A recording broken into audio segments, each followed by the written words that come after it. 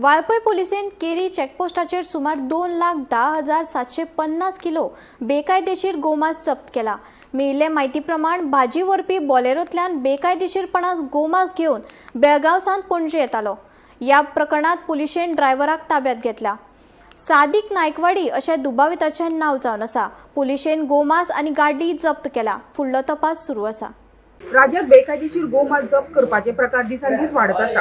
Carry check पोस्टाचेर ब्रेस्तारा रातचे एकांक सुमार वाळपय पोलिसांनी धडक कारवाई करत बेकायदेशीर गोमांस जप्त केलेले आसा। एकूण 750 किलो हे गोमांस आसा आणि त्याची जी प्रायस आसा ही 2,10,000 रुपया आसा।